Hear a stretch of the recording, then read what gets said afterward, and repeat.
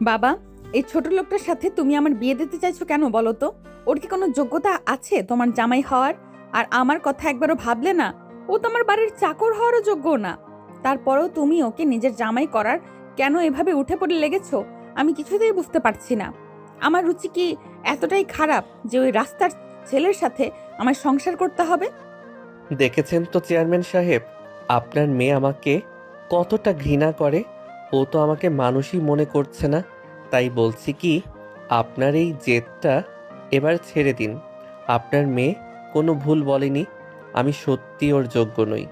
নিশি আমার থেকে অনেক ভালো ছেলে পাবে।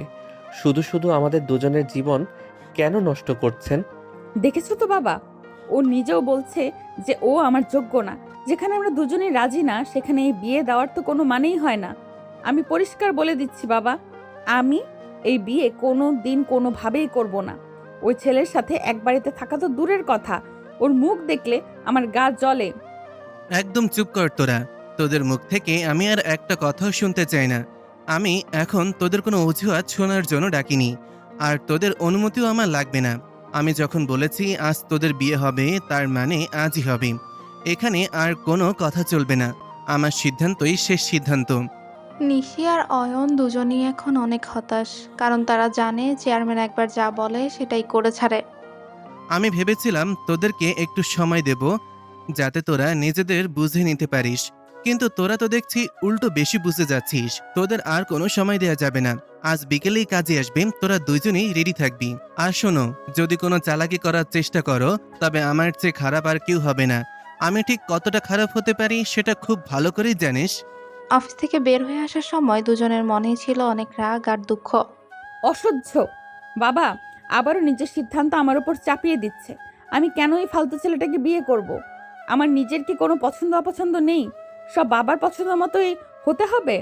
রাগে আর দুঃখে নিশি অফিসের বাইরে একটা চেয়ারে জোরে লাথি মারে আর নিজের চুল টেনে পাগলের মতো চিৎকার করতে লাগলো। এই যে নিশি সাহেব, এই এক গ্লাস পানি নিন, খেয়ে শান্ত হন। তুমি কোন সাহসে আমার সামনে আসার সাহস করলে? এই গ্লাস সরাও আমার সামনে থেকে। আমার মেজাজ এমনিতেই খারাপ হয়ে আছে, এখন রাগ দেখালে কিন্তু ভালো হবে না। সব তোমার চাল, তাই না? আমার উপরে রাগ দেখিয়ে এখন আর কোনো লাভ আছে? দেখলেনই তো, আপনার বাবা কোনো কথাই শুনলেন না। তিনি তো মানলেনই না যে আমি আপনার যোগ্য নই। এখন চিৎকার না করে বরং পরিস্থিতিটা মেনে নেওয়ার চেষ্টা করুন। আপনার বাবা যা বলে তার বাইরে যাওয়ার ক্ষমতা তো আপনারও নেই, আমারও নেই। ঠিক আছে বাবা, তুমি যখন ঠিক করেছো আজই আমাদের বিয়ে দিবে, তাহলে তাই হবে। তবে একটা কথা মনে রেখো বাবা, তুমি যদি চলো ডালে ডালে, তবে আমি চলবো পাতায় পাতায়।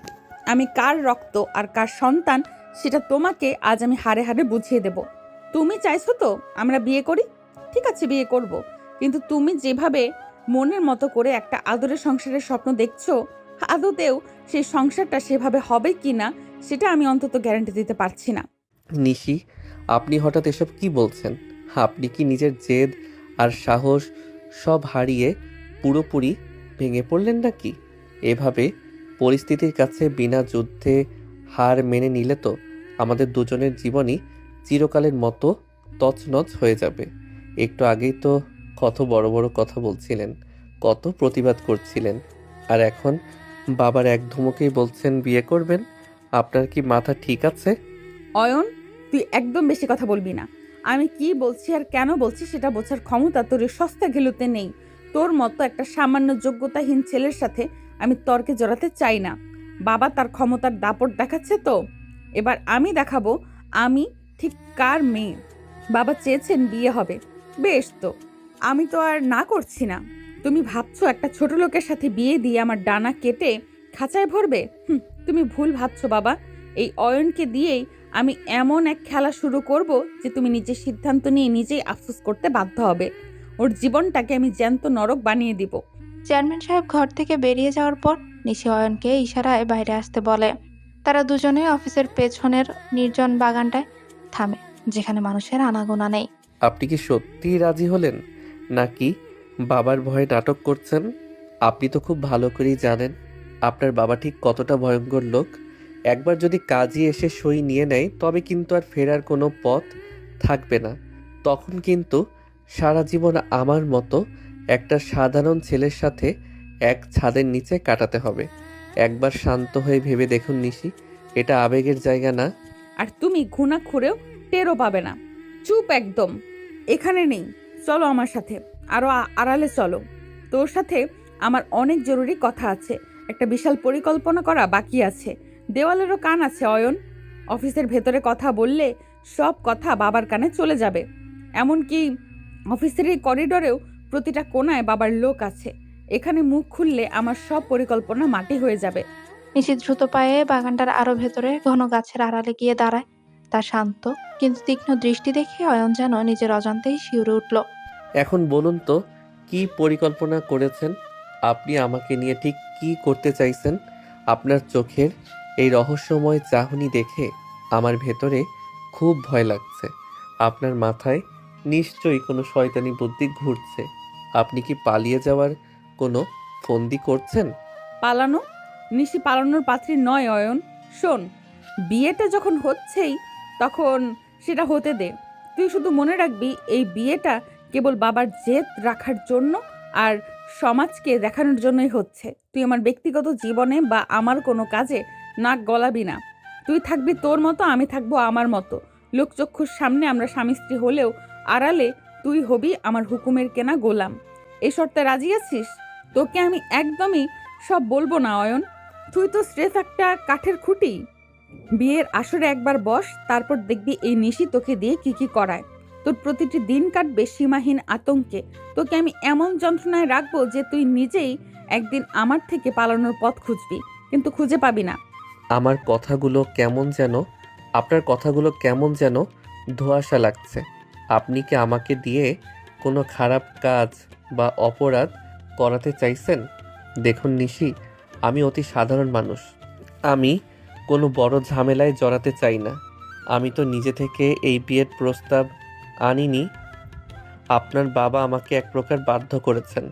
ঝামেলায় তো তুই অলরেডি জড়িয়ে গেছিস যখন বাবা এই বিয়ের কথা তুলেছে। এখন তুই যদি আমার কথা মতো চলিস তবেই তোর মঙ্গল। আর যদি কোনো রকম চালাকি করার চেষ্টা করিস তবে বাবার হাত থেকে বাঁচার কোনো পথ তোর থাকবে না। আজ বিকেলে যখন বিয়ের আসরে কাজে আসবে তখন সবার সামনে হাসি মুখে সইটা করবি। বাকি সবটা আমি নিজের হাতে দেখে নেব। নিশি কটকট করে সেখান থেকে নিজের ঘরের দিকে চলে যায়। অয়ন একা সে বাগানেই দাঁড়িয়ে ঘামতে লাগলো। সে পরিষ্কার বুঝতে পারছিল সামনে এক ভয়ঙ্কর সাইক্লোন আসছে, যা তার পুরো জীবনটাকে উল্টে পাল্টা করে দেবে। বিকেল গড়াতে চেয়ারম্যানের বিশাল বাড়ির উঠোনে বিয়ের আসর জমে ওঠে। চারিদিকে আলোকসজ্জা আর মানুষের ভিড় থাকলেও একটা থমথমে নীরবতা যেন চারদিক জেঁকে বসে আছে। গ্রামের মানুষ আসছে খাচ্ছে, কিন্তু নিশি আর অয়নের দিকে তাকালে এক অদ্ভুত অস্বস্তি অনুভব করছে। চাচা, 1 মিনিট, আপনার সাথে জরুরি কথা ছিল। আড়ালে এসে একটা কথা বলি, আপনি কি এই কাজটা সত্যিই ঠিক করছেন? এই সামান্য একটা নিচু ফ্যামিলিতে নিশিকে বিয়ে দিয়ে আপনি আমাদের বংশের মানসম্মান ধুলোয় মিশিয়ে দিচ্ছেন না তো? নিশি আপনার একমাত্র মেয়ে, তাকে একটা সাধারণ কর্মচারীর ছেলের হাতে তুলে দিতে আপনার কলিজা একটুও কাঁপল না? এলাকার মানুষ কিন্তু হাসাহাসি করবে। তুই এখনো ছোট, রাজনীতির অনেক মারপ্যাচ তুই বুঝিস না। সামনে নির্বাচন, এটা ভুলে যাস না। আর নির্বাচনে জেতার জন্য সবকিছু করা লাগে। এই বিয়েটা স্রেফ একটা বিয়ে নয়, এটা আমার ক্ষমতার নতুন একটা সিঁড়ি। এই ত্যাগের খবর যখন এলাকায় ছড়িয়ে পড়বে তখন আমার ইমেজ কোথায় গিয়ে দাঁড়াবে সেটা কি ভেবে দেখেছিস? আমি কি করছি আর কেন করছি সেটা সময় হলেই বুঝতে পারবি। আপাতত মুখ বন্ধ রাখ আর মেহমানদের দেখাশোনা কর। নিশির বাবা আসরের মাঝখানে গিয়ে বুক ফুলিয়ে দাঁড়ান। চারদিকে গ্রামের গণ্যমান্য মানুষ আর সাধারণ ভোটারদের ভিড়। কাজী সাহেব কলম এগিয়ে দিলেন অয়ন আর নিশির দিকে। নিশি এক মুহূর্ত অয়নের দিকে বিষাক্ত চোখে তাকিয়ে সই করে দেয়। বিয়ের আনুষ্ঠানিকতা শেষ হতেই চেয়ারম্যান সাহেব হাত উঁচিয়ে জনগণের উদ্দেশ্যে ভাষণ দিতে শুরু করেন। ভাই ও বন্ধুরা আমার, আজ আপনারা সাক্ষী থাকলেন। আমি মুখে যা বলি কাজেও তাই করি। আমি সবসময় বলি আমার কাছে ছোট বড় ধনী গরিবের কোনো ভেদাভেদ নেই। মানুষই মানুষের আসল পরিচয়। তার প্রমাণ দিতে আমি আমার কলেজের টুকরা একমাত্র মেয়ে নিশিকে সামান্য একজন কর্মচারীর ছেলের সাথে বিয়ে দিতে 2 বার ভাবলাম না। কারণ আমি চাই এই গ্রামে সাম্য আসুক। আপনারা যেন বুঝতে পারেন আপনাদের চেয়ারম্যানই আপনাদেরই একজন। উপস্থিত সাধারণ মানুষ চেয়ারম্যানের এই নাটকীয় মুহূর্ত দেখে হাততালি ফেতে ফেটে পড়ে। তারা ভাবলো চেয়ারম্যান কত দয়ালু, কিন্তু আসরের এক কোণায় দাঁড়িয়ে নিশি তখন রাগে নিজের ঠোঁট কামড়াচ্ছে। বাবা নিজের ভোটের জন্য আমাকে দাবার গুটি বানালে। এই লোকগুলো দেখানোর জন্য আমার জীবনটা এই লোকগুলোকে দেখানোর জন্য আমার জীবনটা এই আপদটার সাথে বেঁধে দিলে? ঠিক আছে, তোমার চাল তুমি চেলেছো, এবার আমি আমার চাল চালবো। এই অয়নকে তুমি যার ছেলে হিসেবে পরিচয় দিলে, তাকে দিয়েই আমি তোমার এই সাজানো নাটক তছনছ করে দিব। তুমি যদি ডালে ডালে চলো বাবা, তবে আমি কিন্তু পাতায় পাতায় চলতে জানি। নিশি আপনার বাবার অভিনয় দেখলেন? মানুষগুলো তো ওনাকে দেবদূত মনে করছে, কিন্তু আমার খুব ভয় লাগছে। এই সইটা করার পর থেকে মনে হচ্ছে আমি নিজের মরণ পরোয়ানায় সই করেছি। আপনি এখন কি করবেন? আপনি কি সত্যি আমাকে মেনে নেবেন, নাকি অন্য কোনো মতলব আছে আপনার মাথায়? তুই কি পাগল হয়েছিস অয়ন? এখানে এসব কথা বলার সাহস পাস কি করে? চুপচাপ থাক, লোকে যেন মনে করে তুই এই বিয়েতে খুব খুশি। আর শোন, বাবার এই দয়ার নাটক বেশিক্ষণ টিকবে না। বাসর ঘরে চল, সেখানে তোর জন্য আসল উপহার অপেক্ষা করছে। তুই ভাবছিস চেয়ারম্যানের জামাই হয়ে রাজপ্রাসাদে আছিস? ভুল ভাবছিস। আজ থেকে তুই আমার ব্যক্তিগত নরকে পা রাখলি। বিয়ের সব হট্টগোল শেষ করে নিশি আর অয়ন এখন বাসর ঘরে। বাইরে এখনো দু একজন মেহমানের গলার আওয়াজ পাওয়া যাচ্ছে, কিন্তু এই সাজানো ঘরের ভেতরে এক কবরের মতো নীরবতা। অয়ন দরজার কাছে জড়সড় হয়ে দাঁড়িয়ে আছে, আর নিশি বিছানায় বসে রাগে ফুঁসছে। ওখানে মূর্তির মতো দাঁড়িয়ে আছিস কেন? দরজাটা ভালো করে আটকে দিয়ে এদিকে আয়। তোকে তো অনেক আগেই বলেছি, এটা কোনো বাসর ঘর নয়, এটা তোর জন্য একটা বন্দিশালা। তুই কি ভেবেছিস তোর গলায় ফুলের মালা পড়েছে বলে তুই এই বাড়ির জামাই হয়ে রাজভোগ খাবি? ভুল ভাবছিস অয়ন, একদম ভুল ভাবছিস। নিশি, আপনি দয়া করে শান্ত হন। আমি জানি আপনি এই বিয়েতে খুশি নন। বিশ্বাস করুন, আমিও খুশি হতে পারছি না। আপনার বাবা আমাকে জোর করে এই অবস্থায় ফেলেছেন। আমি চাইলে পালিয়ে যেতে পারতাম না, ওনার লোক আমাকে ঘিরে রেখেছিল। আমি তো আপনার কোনো ক্ষতি করিনি, তবে আমাকে কেন এভাবে শাস্তি দিচ্ছেন? তুই ক্ষতি করিসনি, তুই যে আমার সামনে দাঁড়িয়ে আছিস এটাই আমার জন্য সবচেয়ে বড় ক্ষতি। আমার মতো একটা মেয়ের পাশে তোর মতো একটা রাস্তার ছেলেকে লোকে কল্পনা করে ভাবলে আমার ঘৃণায় গা রিরি করে। শোন, বাবা তোকে জামাই আদর করতে পারে, কিন্তু আমি তোকে চাকরের অধম করে রাখবো। ওই দেখ, আলমারির উপরে একটা পাতলা চাদর আছে, ওটা দিয়ে নিচের মেঝের এক কোনায় গিয়ে শো। আজ থেকে এই মেঝেটাই তোর বিছানা। নিশি, আমি কি সত্যি আপনার সাথে কোনো খারাপ ব্যবহার করেছি? আপনার বাবা যদি সকালে এসে দেখে আমি নিচে শুয়ে আছি, তবে উনি আমাকে আস্ত রাখবেন না। আপনি কি চান উনি আমাকে মেরে ফেলুন? আপনি অন্তত মানুষের মতো ব্যবহার করুন আমার সাথে। আমি কোনো অন্যায় করিনি।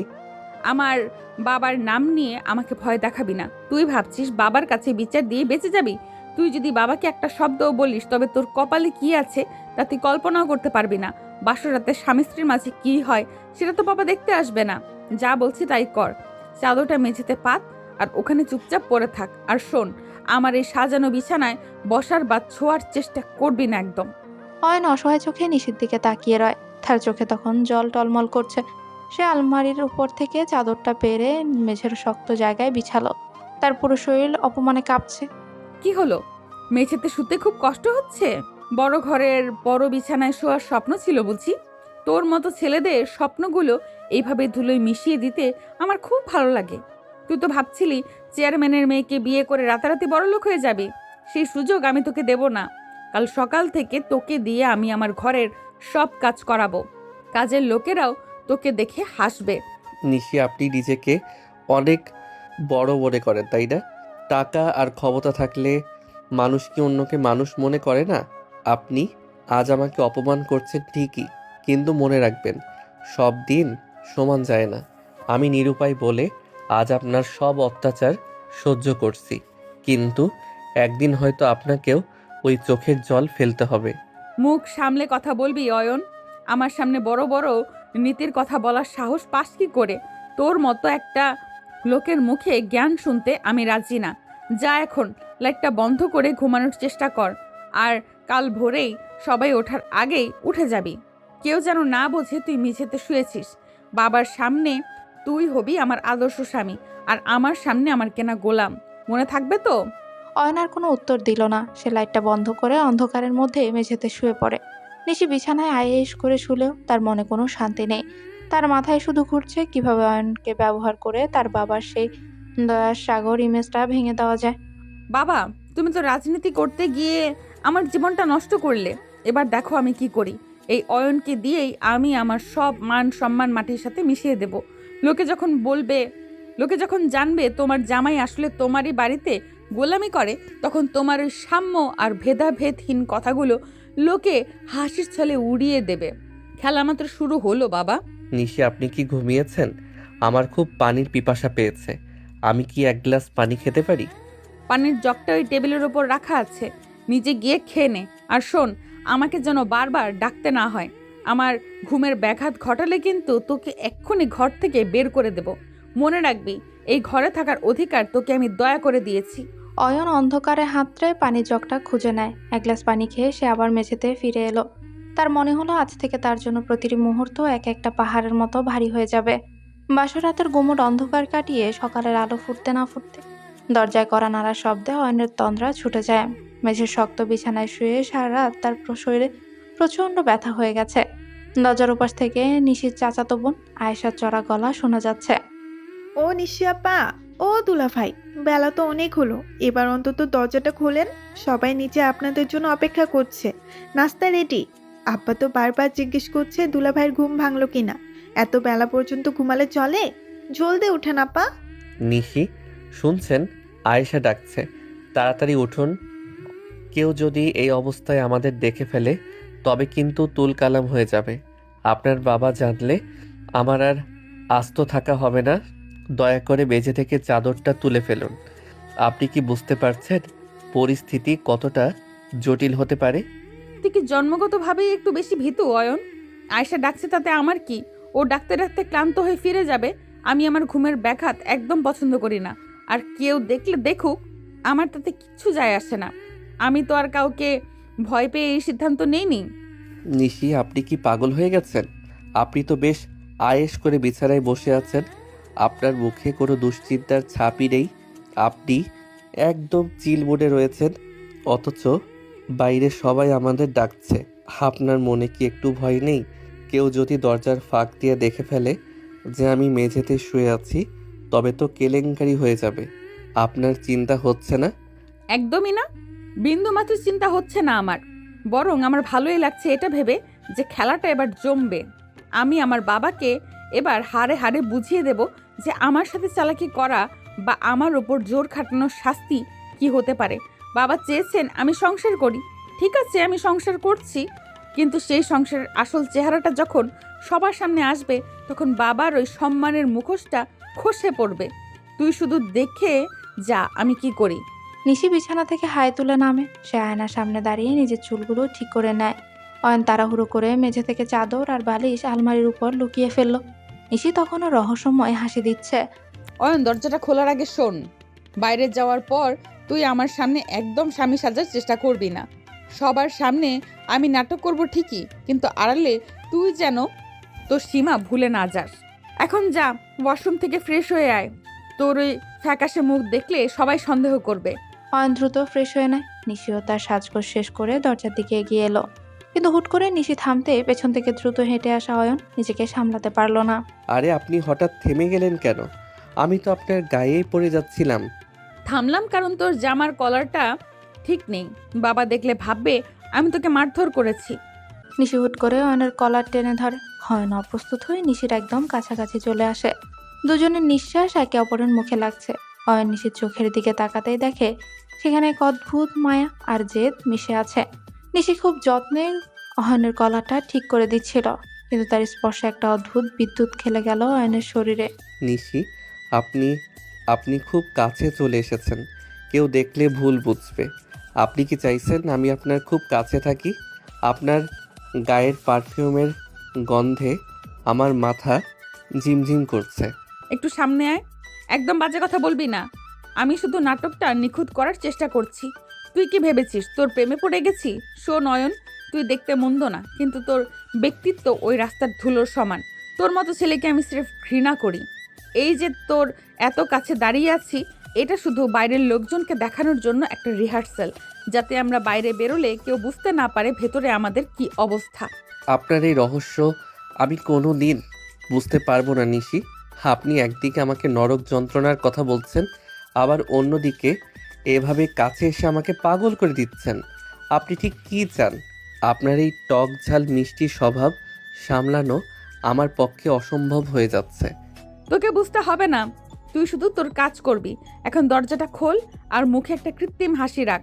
মনে রাখবি তুই এই বাড়ির সিনিয়র জামাই। এখন সবার সামনে তোর ভাবমূর্তি রক্ষা করার দায়িত্ব তোর, কিন্তু ঘরের ভেতরে তুই আমার ওই চাদরের মতোই নগণ্য। নিশি নিজের দরজার ছিটকিনি খুলল। বাইরে আয়শা দাঁড়িয়েছিল। নিশি আর অয়নকে একসাথে খুব কাছে দাঁড়িয়ে থাকতে দেখে আয়শা মুচকি হাসে। ও মা, আপনারাও তো দেখছি খুব রোমান্টিক মুডে আছেন। এত সকালে কলার ঠিক করে দেওয়া হচ্ছে বুঝি? আমি তো ভাবলাম দুলাভাই বুঝি আপনাকে ভয় পেয়ে ঘরের কোনায় লুকিয়ে আছে, কিন্তু আপনাদের দেখে তো মনে হচ্ছে আপনারা গতকালই সব মান অভিমান ভুলে গেছেন। আয়শা, বেশি কথা বলিস না তো। দুলা ভাইয়ের প্রতি আমার টান কতটুকু সেটা তো তোরা বাইরে থেকে বুঝবি না। এখন চল, বাবার সামনে যেতে হবে। অয়ন, চলো আমার সাথে। নিশি অয়নের হাতটা শক্ত করে ধরে। অয়ন অবাক হয়ে নিশির দিকে তাকাতেই নিশি তার হাতের উপর নখ দিয়ে একটা চিমটি কাটে। অয়ন ব্যথায় চিৎকার করতে গিয়েও হাসি মুখে সামলে নেয়। তারা দুজন একসাথে ড্রয়িং রুমের দিকে এগিয়ে গেল, যেখানে চেয়ারম্যান সাহেব নাস্তার টেবিলে বসে গম্ভীর মুখে তাদেরই অপেক্ষা করছেন। ড্রয়িং রুমে পা রাখতে এক অদ্ভুত থমথমে পরিবেশ টের পেল অয়ন। নাস্তার টেবিলে চেয়ারম্যান সাহেব এক হাতে খবরের কাগজ আর অন্য হাতে চায়ের কাপ নিয়ে বসে আছেন। নিশি অয়নের হাত এমনভাবে ধরে রেখেছে যেন তারা পৃথিবীর সবচেয়ে সুখী দম্পতি, কিন্তু নিশি অয়নের হাতে এমনভাবে নখ বসিয়ে রেখেছে যে অয়ন ব্যথায় নীল হয়ে যাচ্ছে, অথচ মুখে হাসি বজায় রাখতে হচ্ছে। তোদের তো উঠতে অনেক বেলা হলো, বিয়ের পরের প্রথম সকাল। আমি আশা করেছিলাম তোরা ভোরেই টেবিলে থাকবি। অয়ন, বসো এখানে। আমাদের বাড়ির জামাই হিসেবে এখন থেকে এই চেয়ারটা তোমার। নিশি, তুইও অয়নের পাশে বস। বাবা, আসলে আমার জামাইয়ের কাল সারা রাত একটুও ঘুম হয়নি। একে তো নতুন জায়গা, তার উপর আমি তো সারাক্ষণ ওকে এটা সেটা বলে জ্বালাতন করেছি। আসলে অয়ন মানুষটা এত সহজ সরল যে ওকে একটু রাগাতে আমার খুব ভালো লাগে। ওই সকালের ঘুমটা একটু গভীর হয়ে গেছিল। কিছু মনে করো না বাবা। ভালো, খুব ভালো। তোমাদের মধ্যে মিল থাকাটাই জরুরি। অয়ন, তুমি সংকোচ করো না। এখন থেকে এটা তোমার নিজের বাড়ি। আমি চাই এলাকার সবাই জানুক আমার জামাই আমার সাথেই থাকে। সামনে নির্বাচনের কাজ শুরু হবে। তোমাকে তো অনেক বড় একটা দায়িত্ব দেব আমি। তোমার মতন একজন বিশ্বস্ত লোকই তো আমার দরকার। জি চেয়ারম্যান সাহেব, আপনি যা বলবেন তাই হবে। আমি আপনার আদেশ পালন করতে সবসময় প্রস্তুত। আপনি আমাকে যোগ্য মনে করেছেন, এটাই আমার কাছে অনেক বড় পাওয়া। আসলে নিশি আমাকে খুব ভালোভাবে আগলে রেখেছে, আমার কোনো সমস্যা হতে দিচ্ছে না। ও আমাকে অনেক সাহায্য করছে সব বুঝতে। বাবা দেখো, তোমার জামাই লজ্জা পেয়ে মুখ নিচু করে আছে। ও কি জানে না ওর বউ এখন ওই বাড়ির সিনিয়র মেম্বার? আমার কথার অবাধ্য হওয়ার ক্ষমতা তো ওর নেই। অয়ন, এই নাও মাংসটা খাও। তুমি তো কাল রাতেও ঠিকমতো কিছু খাওনি। বাবার সামনে লজ্জা পাওয়ার কিছুই নেই। আমি তো আছি তোমার খেয়াল রাখার জন্য। নিশি, তুই দেখছি জামাইকে শাসন করা শুরু করেছিস। ঠিক আছে, তবে মনে রাখিস অয়ন এখন থেকে আমাদের মান সম্মান। অয়ন, খাওয়া দাওয়ার পর তুমি একটু আমার সাথে স্টাডি রুমে আসবে। তোমার চাকরির ব্যাপারেও একটা বড় সিদ্ধান্ত নিয়েছি। নিশি, আপনি দয়া করে আর কিছু দেবেন না, আমার পেট ভরে গেছে। চেয়ারম্যান সাহেব, আমি আসছি আপনার সাথে। আপনি একটু সময় দিলেই আমি হাজির হব। কেন বাবা? বাবার সাথে কথা তো পরে হবে, আগে আমার সাথে একটু বাগানে চলো। বাবা, তুমি তো জানো বিয়ের পরের প্রথম সকালে একটু সময় একা কাটাতে হয়। তুমি কি এখনই ওকে কাজে লাগিয়ে দেবে? জামাইয়ের সাথে আমারও তো কিছু ব্যক্তিগত আলাপ আছে। আচ্ছা ঠিক আছে, যা তোরা ঘুরে আয়। তবে বেশিক্ষণ না নিশি, রাজনীতির ময়দানে সময় খুব দামি। অয়নকে ছাড়া আমার অনেক মিটিং অসম্পূর্ণ থেকে যাবে।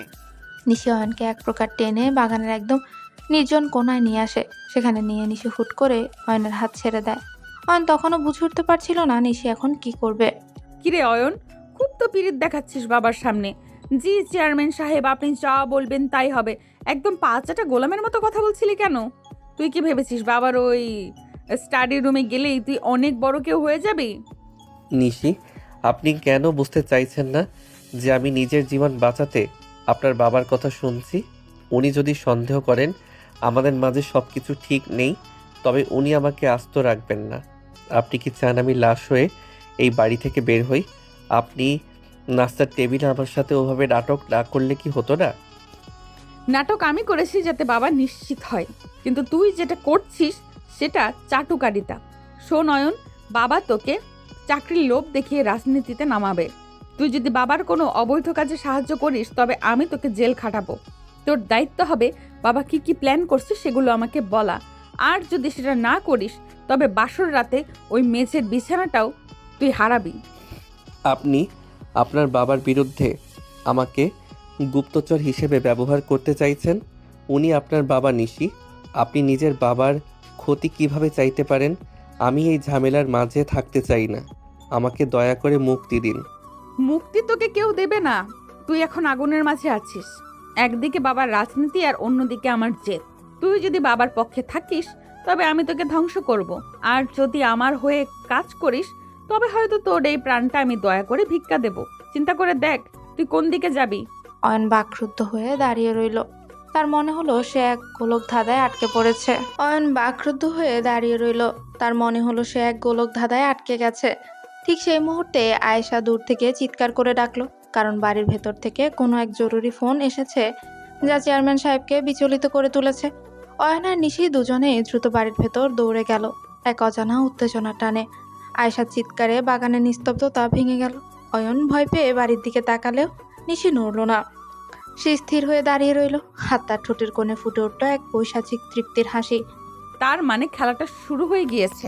আমি যতটা সময় চেয়েছিলাম তার আগেই দানটা পড়ে গেল। বাহ, রাজনীতি তো বেশ ভালোই জমে উঠেছে দেখছি। নিশি, আপনি কি বলছেন এসব? কিসের খেলা শুরু হয়েছে? আর আপনি ওভাবে হাসছেন কেন? জরুরি ফোন কল শুনে যে কেউ বিচলিত হয়, আর আপনি মনে মনে আনন্দ পাচ্ছেন। আপনি কি আগে থেকেই জানতেন কিছু একটা হতে চলেছে? আপনার কথাগুলো আমি একদমই বুঝতে পারছি না। তোকে বুঝতে হবে না অয়ন, তুই শুধু দেখে যা। আমি বলেছিলাম না বাবার ডালে ডালে চললে আমি পাতায় পাতায় চলি। বাবার তৈরি করা এই সিংহাসনে আমি নিজ হাতে আগুন দেব। তুই কি ভেবেছিস আমি শুধু তোর উপর অত্যাচার করার জন্য এই বিয়েতে রাজি হয়েছি? না অয়ন, আমার লক্ষ্য অনেক বড়। এখন চল বাড়ির ভেতরে গিয়ে বাবার ওই আতঙ্কিত মুখটা দেখে আসি। নিশি হুট করে অয়নের হাতটা শক্ত করে ধরে, আর তার হাতের আঙ্গুলগুলো অয়নের হাতের আঙ্গুলের সাথে নিবিড়ভাবে মিশে গেল। হঠাৎ করে নিশির এমন স্পর্শে অয়ন থমকে দাঁড়ায়। তার সারা শরীরে এক অদ্ভুত শিহরণ বয়ে গেল। নিশি, আপনি বারবার এভাবে আমার হাত ধরছেন কেন? একবার আপনি আমাকে ঘৃণা করছেন বলছেন, আবার পরক্ষণে এভাবে কাছে আসছেন। আপনার স্পর্শে আমার ভেতরটা কেন জানি ওলট পালট হয়ে যাচ্ছে। দয়া করে এভাবে আমাকে বিচলিত করবেন না। আমি আপনার চালের কোনো দাবার গুটি হতে চাই না। বেশি নাটক করবি না অয়ন। তোর হাত ধরেছি কারণ এখন আমাদের বাড়ির ভেতরে ঢুকতে হবে। সবাই যেন দেখে আমরা কত বড় প্রেমিক জুটি। তোর শিহরণ হচ্ছে না কি হচ্ছে তা শোনার সময় আমার নেই। তোর হাতটা আমার কাছে শুধু একটা অভিনয়ের অংশ। এখন চল আমার সাথে। নিশি প্রায় টেনে অয়নকে ড্রয়িং রুমে নিয়ে এলো। সেখানে গিয়ে দেখা গেল চেয়ারম্যান সাহেব ফোন কানে নিয়ে সোফায় ধপ করে বসে পড়েছে। ওনার কপালে বিন্দু বিন্দু ঘাম জমছে, আর চোখের দৃষ্টি শূন্য হয়ে গেছে। এটা কিভাবে সম্ভব? আমার বিশ্বস্ত লোকগুলো এভাবে আমার পিঠে ছুরি মারল? আমার গোদামে রাখা সব চাল আর গম পুলিশ কিভাবে হানা দিয়ে ধরল? এটা তো গোপন থাকার কথা ছিল। কেউ একজন আমার ভেতরের সব খবর পুলিশের কাছে পৌঁছে দিয়েছে, কিন্তু কে? কার এত বড় সাহস? বাবা কি হয়েছে তোমার? অতটা বিচলিত দেখাচ্ছে কেন তোমাকে? ফোন রাখার পর থেকে তো তোমার চেহারা একদম ফ্যাকাশে হয়ে গেছে। কোনো খারাপ খবর এসেছে নাকি? তোমার গুদাম নিয়ে কোনো ঝামেলা হয়েছে? নিশি, আমার সাজানো গোছানো বাগান নষ্ট হতে চলেছে। কেউ একজন আমার দীর্ঘদিনের জমানো সম্মানে কালি দিয়েছে। পুলিশ আমার অবৈধ মালের সব হদিস পেয়ে গেছে।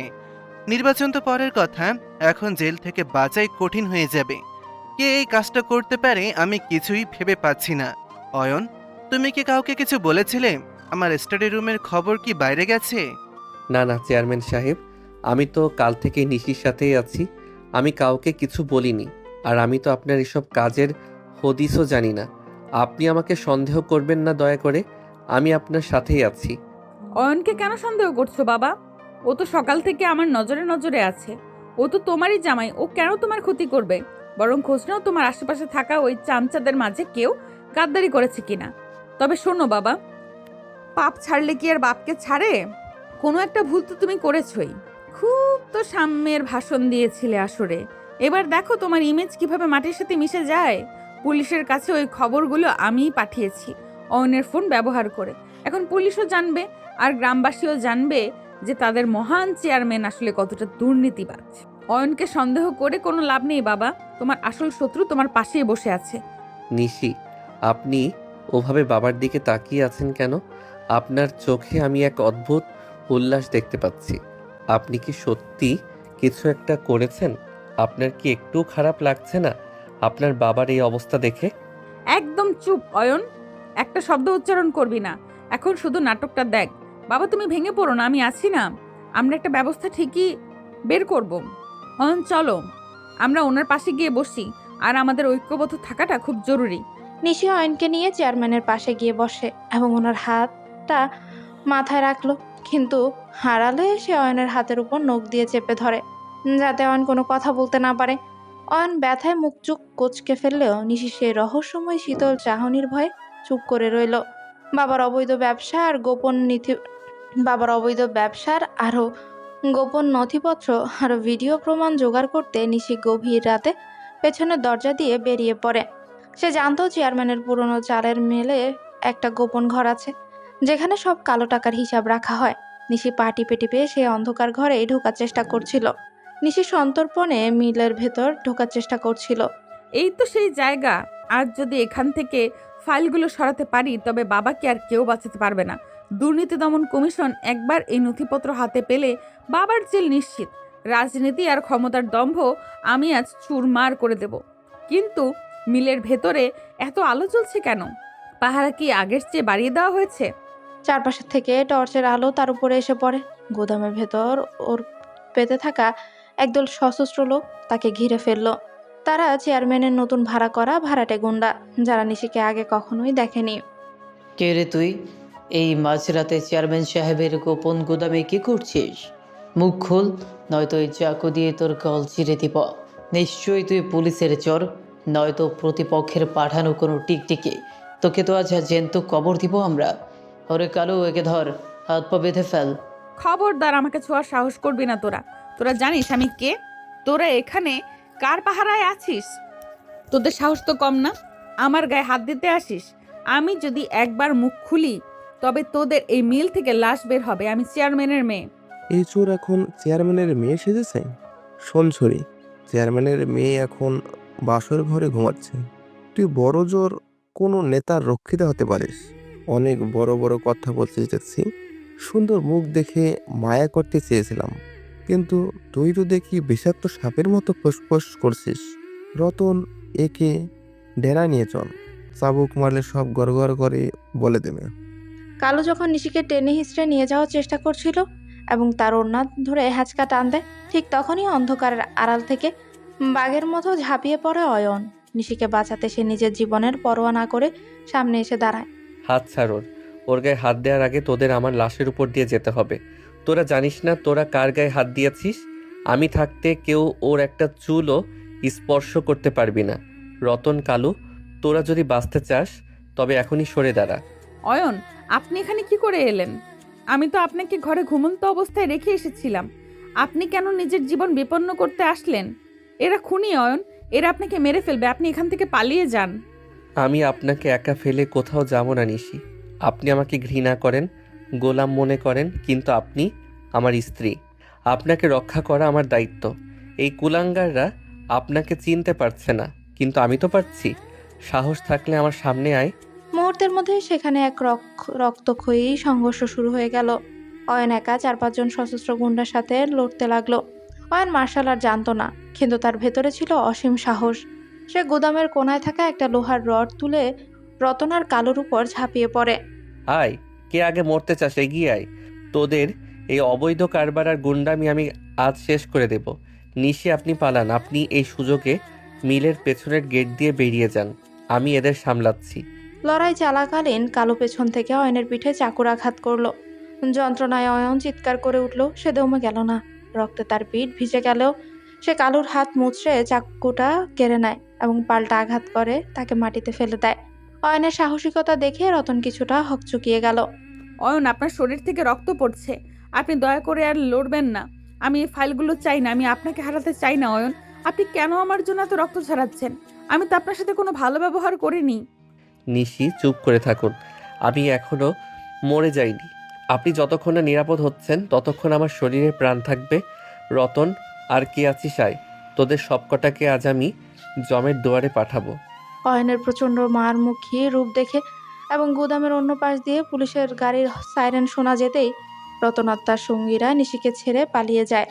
অয়ন রক্তাক্ত অবস্থায় হাঁপাতে হাঁপাতে নিশির সামনে ধপ করে বসে পড়ে। তার সারা শরীর ঘাম আর রক্তে একাকার হয়ে গেছে। অয়ন, আপনি এত বড় ঝুঁকি কেন নিলেন?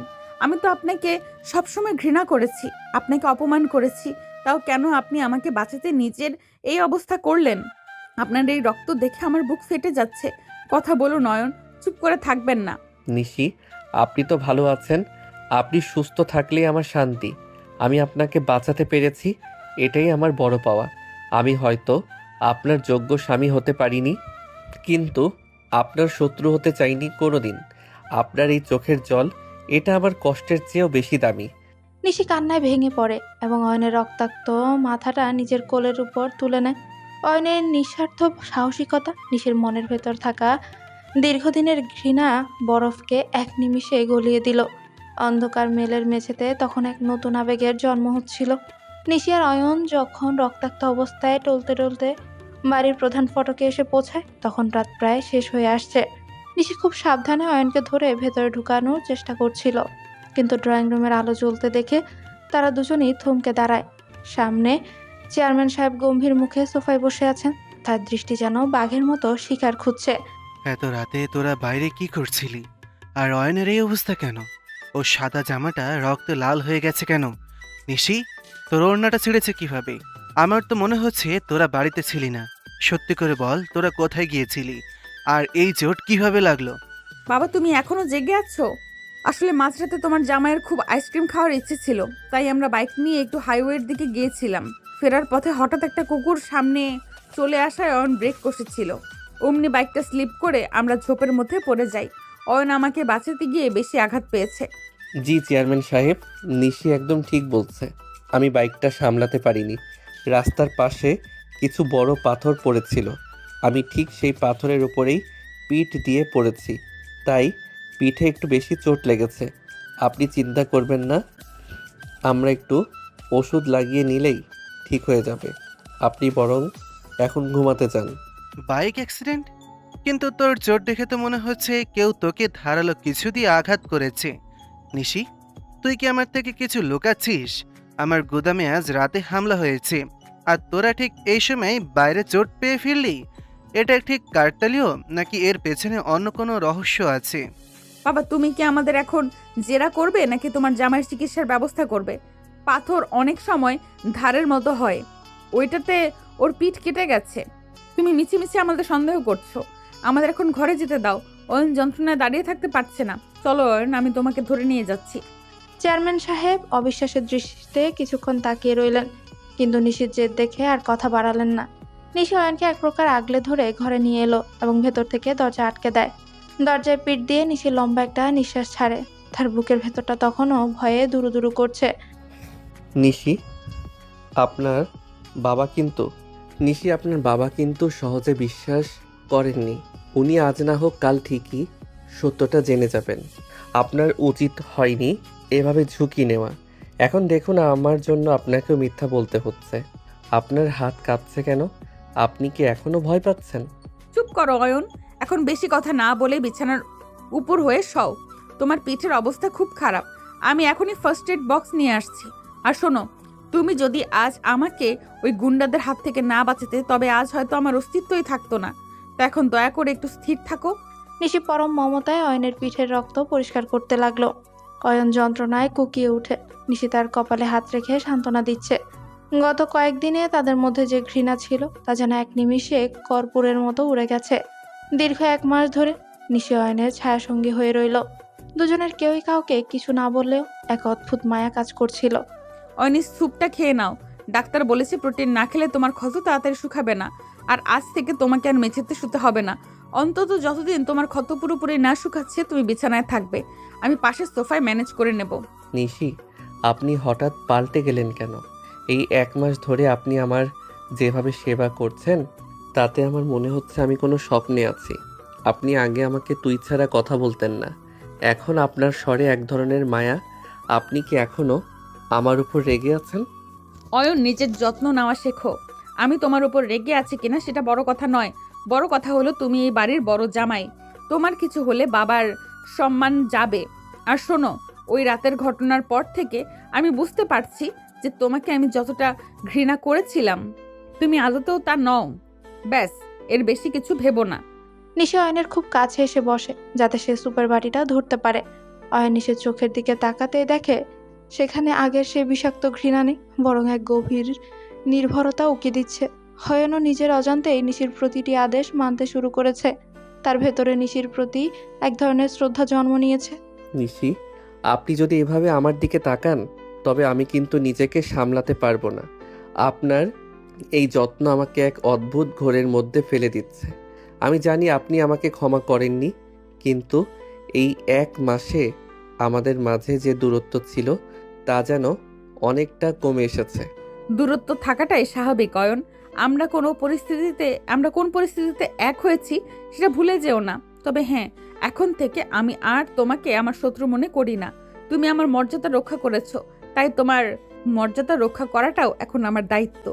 এখন চুপচাপ ঘুমানোর চেষ্টা করো, আমি তোমার পাশেই আছি। অয়ন আর কিছুই বলল না, কিন্তু তার মনে এক ধরনের স্বস্তি কাজ করছিল।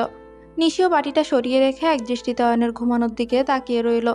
তাদের মধ্যে আগের মতো সেই তীব্র দ্বন্দ্ব আর এখন নেই, বরং এক শান্ত শীতল রসায়ন দুজনের হৃদয়ে জায়গা করে নিচ্ছে, যা তারা নিজেরাও স্বীকার করতে পারছে না। বিকেলের ফিকে হয়ে আসা রোদ ব্যালকনির এক কোণে এসে পড়েছে। 1 মাস সেবা পাওয়ার পর অয়ন এখন পুরোপুরি সুস্থ, তবে তার মনে প্রশান্তি নেই। সে রেলিং ধরে বাইরের দিকে অপলক দৃষ্টিতে তাকিয়েছিল। নিশি 2 কাপ চা নিয়ে ধীর পায়ে অয়নের পাশে এসে দাঁড়ায়। কি ব্যাপার অয়ন, একা একা এভাবে ব্যালকনিতে দাঁড়িয়ে কি ভাবছিস? বিকেলের হাওয়ায় কি তোর শরীরের ব্যথার চেয়েও বেশি আরামদায়ক মনে হচ্ছে? চাটা নিয়ে নিজেকে একটু চাঙ্গা কর। না নিশি, ব্যথা এখন প্রায় নেই বললেই চলে। আমি আসলে আকাশ দেখতে দেখতে একটা কথা ভাবছিলাম। কথাগুলো অনেক দিন ধরে মনের ভেতর বিষের মতো জমছে, কিন্তু সাহস করে আপনাকে কোনো দিন জিজ্ঞেস করতে পারিনি। আজ কেন জানি মনে হচ্ছে জিজ্ঞেস না করলে আমি পাগল হয়ে যাব। আজ যখন মুখ খুলেছিসই তবে বলেই ফেল। আমি জানি তুই আমাকে নিয়ে খুব দ্বিধায় আছিস। কি এমন গোপন কথা যা বলতে তোর এত সংকোচ? নিশি, এই যে গত 1 মাস ধরে আপনি আমার প্রতিটি দিন এত এত যত্ন নিলেন, এত কেয়ার করলেন, সেটা কেন? আপনি কি সত্যি আমাকে মন থেকে ক্ষমা করে দিয়েছেন, নাকি আমাকে নিজের স্বামী হিসেবে মনে জায়গা দিয়েছেন, নাকি এটা শুধুই মাত্র আপনার মতো বড় মানুষের দেখানো সস্তা করুণা? সত্যিটা বলবেন কি? অয়ন, এটা আমার কল্পনাও নয়, তোকে ক্ষমা করাও নয়, আবার পুরোপুরি মেনে নেওয়াও নয়। এটা হলো আমার কৃতজ্ঞতাবোধ। আমি তোর প্রতি কৃতজ্ঞ, কারণ তুই নিজের প্রাণের পরোয়া না করে সেদিন আমার সম্মান আর জীবন বাঁচিয়েছিস। নিশি বেঈমান নয় অয়ন, যে তাকে বিপদ থেকে উদ্ধার করে সে তার প্রতিদান দিতে জানে। ব্যাস এইটুকু ছাড়া আর অন্য কিছু ভেবে নিজেকে ধোঁকা দিস না। নিশি, আমার একটা বিষয় এখনো মাথায় ঢোকে না। আপনি কেন নিজের বাবার বিরুদ্ধে লড়ছেন? তিনি তো প্রভাবশালী মানুষ। হ্যাঁ, তিনি জোর করে আমার মতো একটা সাধারণ ছেলের সাথে আপনার বিয়ে দিয়েছেন, সেটা অন্যায়। কিন্তু তাই বলে নিজের বাবাকে ধ্বংস করার জন্য এত বড় ঝুঁকি নেওয়া কি ঠিক? রক্ত তো শেষ পর্যন্ত ওনারই আপনার শরীরে। তুই ভাবছিস আমি শুধু বিয়ের অপমানে এই পথ বেছে নিয়েছি? না অয়ন, বিষয়টি অতটাও সস্তা নয়। আমি জানি আমার বাবা অত্যন্ত অসৎ একজন মানুষ। তিনি ক্ষমতার আড়ালে এমন সব জঘন্য কাজ করেন যা শুনলে তোর আত্মা কেঁপে উঠবে। তিনি জনগণের সেবক হওয়ার মুখোশ পরে আসলে জনগণের রক্ত চুষে খাচ্ছেন। আমি ওনার সন্তান হতে পারি, কিন্তু তার আগে আমি একজন স্বাধীন মানুষ। একজন মানুষ হিসাবে আমি একজন ভক্ষকের প্রশ্রয় দিতে পারি না। সমাজ সেবার নাম করে তিনি যে পাপের রাজত্ব গড়েছেন তার বিনাশ হওয়ার প্রয়োজন। নিশি, আপনার মনের ভেতরে যে এত বড় একটা আদর্শ বাস করে তা আমি কোনোদিন কল্পনাও করতে পারিনি। আমি ভেবেছিলাম আপনি শুধু দাম্ভিক আর জেদি, কিন্তু আজ আপনার কথা শুনে আপনার প্রতি আমার শ্রদ্ধা কয়েক গুণ বেড়ে গেল। নিশি, এখন থেকে আপনি এই যুদ্ধে আর একা নন। আমি আপনার যোগ্য কিনা জানি না, তবে আমি কথা দিচ্ছি এখন থেকে আমি আপনার ঢাল হয়ে থাকব। আপনার প্রতিটি বিপদে আমি ছায়ার মতো পাশে দাঁড়াবো। যুদ্ধটা অনেক বেশি পিচ্ছিল হবে অয়ন।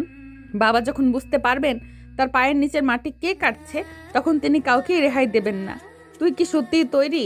এই পথের শেষ হয়তো অন্ধকার অন্ধকার জেলখানায় কিংবা মর্গে হতে পারে। ফিরে যাওয়ার পথ কিন্তু এখনো খোলা আছে অয়ন। আমি মরতেও রাজি নিশি, কিন্তু আপনার বিশ্বাসের অমর্যাদা হতে দেব না। আপনার এই সত্যের লড়াইয়ে আমার যা কিছু শক্তি আছে তা নিয়ে আমি ঝাঁপিয়ে পড়তে চাই। আমাকে শুধু অবিশ্বাস করবেন না, ব্যাস এটুকু থাকলেই হবে। নিশি অয়নের চোখের দিকে তাকিয়ে এক ধরনের নিশ্চয়তা খুঁজে পেল। তাদের মধ্যে এক নতুন শক্তির জন্ম হলো। কিন্তু ঠিক সেই মুহূর্তে আয়েশা হন্তদন্ত হয়ে ব্যালকনিতে এলো। তার মুখ ফ্যাকাশে আর সারা শরীর থরথর করে কাঁপছে। নিশি আপা, দুলাভাই, সর্বনাশ হয়ে গেছে। নিশি আপা, তুমি যে লাল ডায়েরিটা তোমার আলমারিতে গোপন জায়গায় লুকিয়ে রেখেছিলে সেটা ওখানে নেই। আমি দেখলাম বড় আব্বা তোমার ঘর থেকে একটা ডায়েরি নিয়ে নিজের স্টাডি রুমে ঢুকলেন আর দরজা ভেতর থেকে নক করে দিলেন। ওনার মুখটা খুব ভয়ঙ্কর দেখাচ্ছিল, মনে হচ্ছিল এইমাত্র কাউকে খুন করবে। কি বললি? বাবা আমার ডায়েরি পেয়েছে? ওই ডায়েরিতে তো বাবার সব অবৈধ মাদকের ডিলিং আর বড় বড় অপরাধীদের গোপন লিস্ট লেখা ছিল। ওটা তো আমার ব্রহ্মাস্ত্র ছিল অয়ন। বাবা যদি ডায়েরিটা পড়ে ফেলেন তবে আজই আমাদের এই বাড়িতে শেষ রাত হতে চলেছে।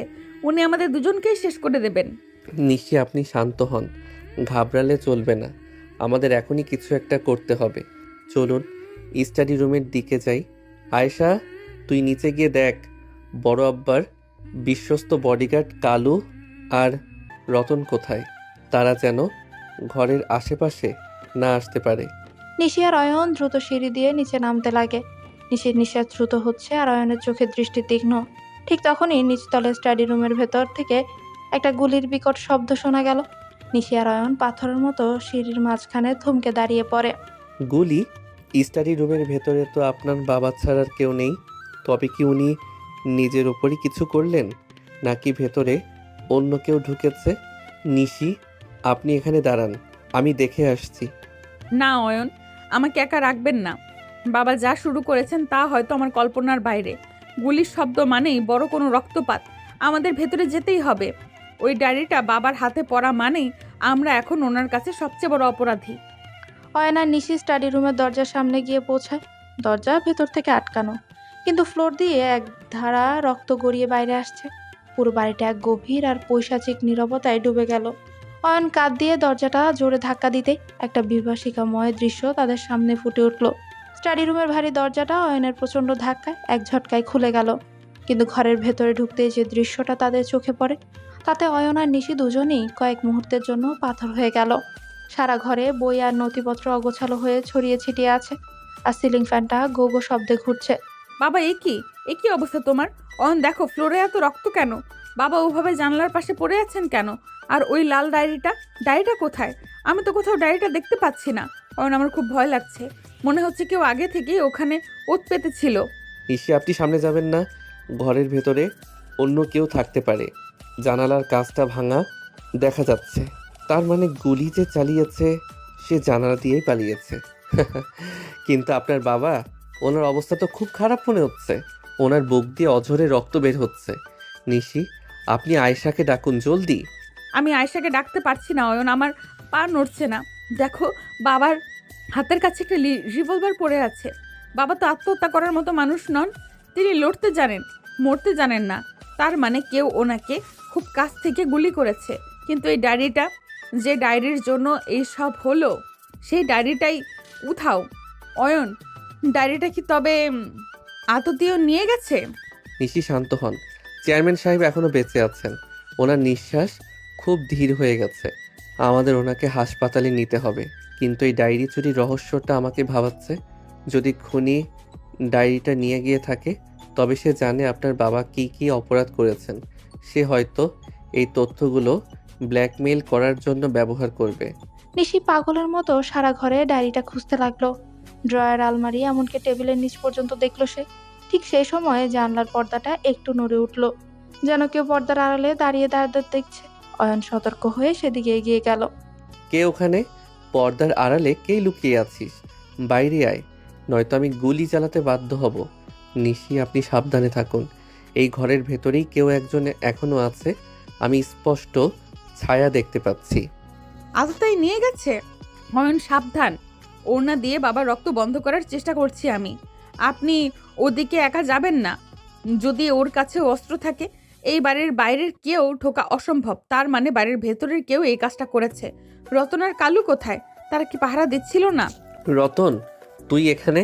তোর হাতেও কি রক্ত লেগে আছে? তুই কি চেয়ারম্যান সাহেবকে গুলি করেছিস?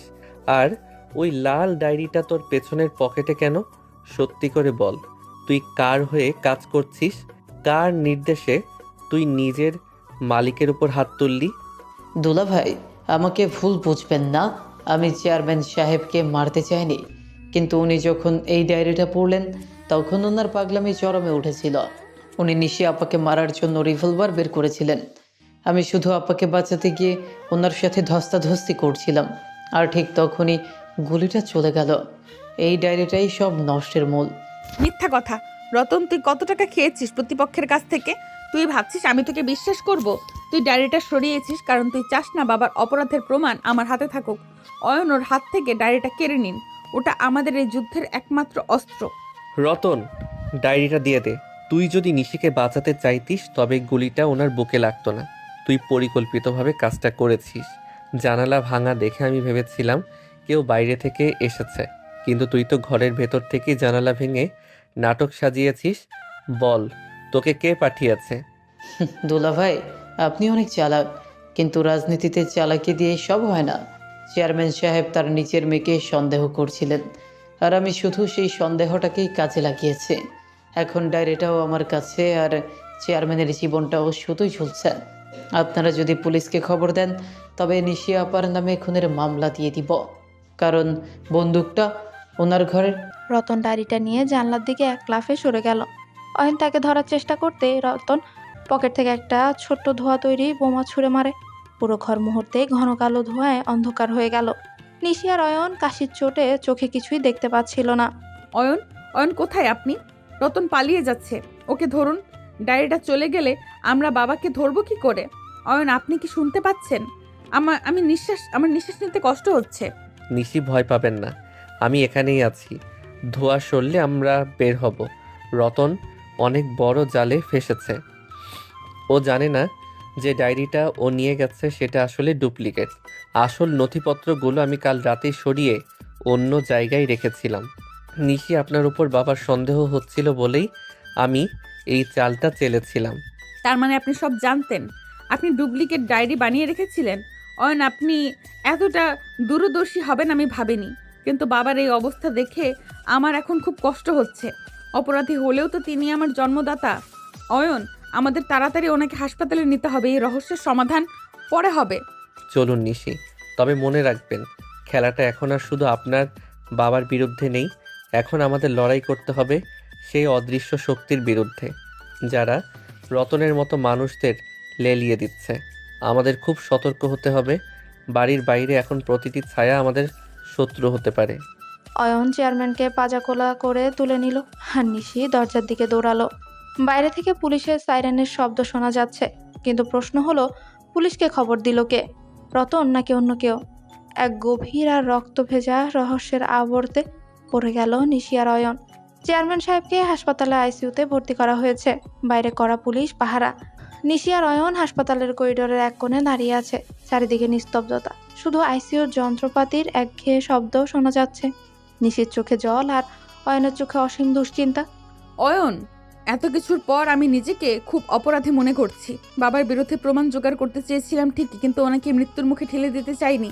রতন যে এতটা ভয়ঙ্কর হতে পারে আমি ভাবতেও পারিনি।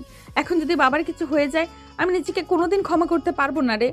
নিশি, আপনি নিজেকে এভাবে ভেঙে ফেলবেন না। আপনি যেটা করেছেন সেটা অন্যায়ের বিরুদ্ধে লড়াই ছিল। অপরাধী যেই হোক তাকে শাস্তি পেতেই হয়। আর চেয়ারম্যান সাহেব শক্ত মানুষ, তিনি ঠিকই ফিরে আসবেন। এখন আমাদের শক্ত থাকতে হবে, কারণ রতন বা তার পেছনে থাকা মানুষগুলো এখনো বাইরে ঘুরে বেড়াচ্ছে। তুই বারবার আমার বিপদে ঢাল হয়ে দাঁড়াচ্ছিস কেন অয়ন? আমি তো তোর সাথে কোনোদিন ভালো ব্যবহার করিনি। তোকে ছোট লোক বলেছি, অপমান করেছি, বাসর রাতে মেঝেতে শুতে বাধ্য করেছি। তাও কেন তুই আমার জন্য এত কিছু করছিস? তোর মনে কি আমার প্রতি একটুও ঘৃণা নেই? আমাকে কি তোর এক মুহূর্তের জন্য স্বার্থপর মনে হয় না? ঘৃণা করার মতো সময় এখন আর নেই নিশি। আপনি যখন আমার পিঠের ক্ষত পরিষ্কার করছিলেন তখনই আমি বুঝেছিলাম আপনার এই কঠিন হৃদয়ের ভেতরেও একটা কোমল মন আছে। আমি হয়তো আপনার স্ট্যাটাসের সমান নই, কিন্তু আপনার মনের খুব কাছে পৌঁছাতে চাই। এই রহস্য, এই লড়াই, সব কিছুর মাঝখানে আমি শুধু আপনাকে একটু শান্তিতে দেখতে চাই। কথা বলতে বলতে অয়ন দেখলো নিশির শীতে বা আতঙ্কে থরথর করে কাঁপছে। এসির ঠান্ডা আর মানসিক চাপে নিশি প্রায় জ্ঞান হারানোর মতো অবস্থা। অয়ন আলতো করে নিশির কাঁধে হাত রাখে। হঠাৎ অয়নের এই স্পর্শে নিশি চমকে তার দিকে তাকায়। অয়নের চোখে এখন আর কোনো ভয় নেই, আছে এক গভীর মায়া। তুই আমাকে ছেড়ে যাবি না তো অয়ন? আমার এখন মনে হচ্ছে এই পৃথিবীতে তুই ছাড়া আমার আর কেউ নেই। বাবা যখন সুস্থ হয়ে ফিরবেন তখন হয়তো আমাকে ত্যায্য করবেন। আমার থাকার কোনো জায়গা থাকবে না। তুই কি তখন আমার পাশে থাকবি, নাকি সুযোগ বুঝে প্রতিশোধ নিবি আমার ওপর? নিশি, আমি আপনার হাতটা যখন একবার ধরেছি, মরার আগে আর ছাড়বো না। আপনি চেয়ারম্যানের মেয়ে হন বা সাধারণ কোনো মেয়ে, আমার কাছে আপনি শুধু আমার নিশি। আজ থেকে এই লড়াইটা শুধু আপনার নয়, আমাদের দুজনের। আমরা একসাথে এই জট খুলব আর সব অপরাধীর মুখোশ খুলে দেব। তোর এই একটা কথা আমাকে অনেক সাহস দিচ্ছে অয়ন। জানিস, আমি আগে কোনো দিন কাউকে বিশ্বাস করতে পারিনি, কিন্তু আজ তোর চোখের দিকে তাকিয়ে মনে হচ্ছে আমি পৃথিবীর সবচেয়ে নিরাপদ আশ্রয়ে আছি।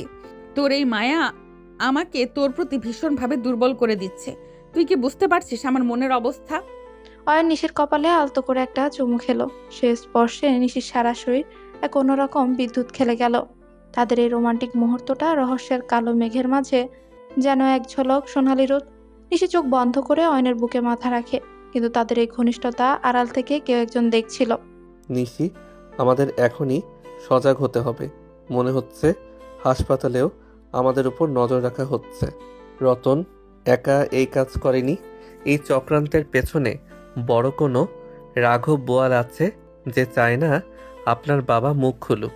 চলো আইসিইউ এর সামনে যাই। আমাদের প্রতিটি মুহূর্ত এখন দামি। চল অয়ন, আমি তৈরি। তোর হাত আমার হাতে থাকলে আমি এখন মৃত্যুকেও জয় করতে পারি। আমরা দেখাবো যে সত্য আর ভালোবাসার জয় সব সময় হয়। যারা আমাদের ক্ষতি করতে চায় তাদের আমি দেখে নেব। নিশি আর অয়ন হাত ধরাধরি করে করিডোর দিয়ে এগিয়ে চললে। তাদের এই দৃঢ় পথচলা জানান দিচ্ছিল যে তারা এখন আর অসহায় নয়। এক গভীর রহস্য আর নতুন প্রেমের সংমিশ্রণে তাদের জীবন এখন এক নতুন মোড় নিয়েছে।